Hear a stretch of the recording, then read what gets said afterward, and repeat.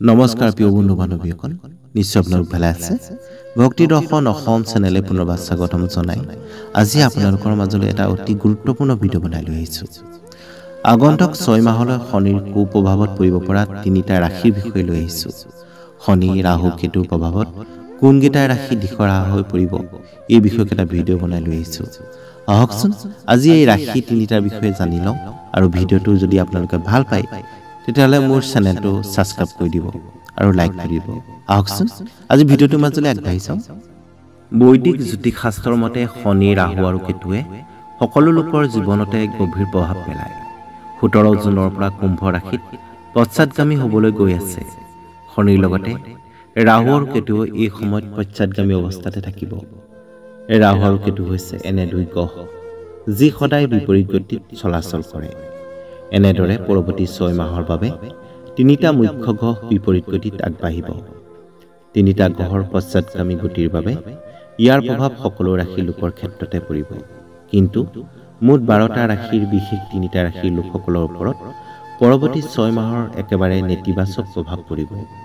সেয়েহে এই 3 ৰাশিৰ লোকসকল যথেষ্ট সাৱধানে চলিব লাগিব। আগন্তুক 6 মাহলৈ শনিৰ কুপ্ৰভাৱ পৰিব পৰা ৰাশিৰ ভিতৰত প্ৰথম ৰাশিটো হৈছে সিংহ ৰাশি। সিংহ ৰাশিৰ লোকসকলৰ বাবে শনি, ৰাহু আৰু কেতুৰ বিপৰীত দিশে গমন হোৱাটো খুবেই অশুভ। তেওঁলোকে তেওঁলোকৰ দৈনন্দিন কামত বিভিন্ন বাধাৰ সন্মুখীন হ'ব। কঠোৰ পৰিশ্ৰমৰ পাছতো এই ৰাশিৰ লোকসকলে উচিত প্ৰাপ্য লাভৰ পৰা বঞ্চিত হ'ব। ভাগ্যই কোনোদিনে তেওঁলোকক সহায় নকৰিব। তেওঁলোকৰ সিদ্ধান্তই তেওঁলোকক সমস্যাত পেলাব পাৰে। সেয়েহে এই দিনকেইটাত সিংহ ৰাশিৰ লোকসকল খুব সাৱধানে থাকিব লাগিব। দ্বিতীয় ৰাশিটো হৈছে বৃশ্চিক ৰাশি। বৃশ্চিক ৰাশিৰ লোকসকলৰ বাবে শনি, ৰাহু আৰু কেতুৰ বিপৰীত দিশে গমন কৰাটো কোনো প্ৰকাৰে ভাল বুলি ক'ব নোৱাৰি। নতুন কাম এটা আৰম্ভ কৰিবলৈ এই ৰাশিৰ লোকসকলে বহুতো সমস্যাৰ সন্মুখীন হ'ব লাগিব পাৰে। বৃশ্চিক ৰাশিৰ জাতক জাতিকাসকল পৰৱৰ্তী 6 মাহত আৰ্থিক অসুবিধাৰ সন্মুখীন হ'বলৈ সাজু থাকিব লাগিব।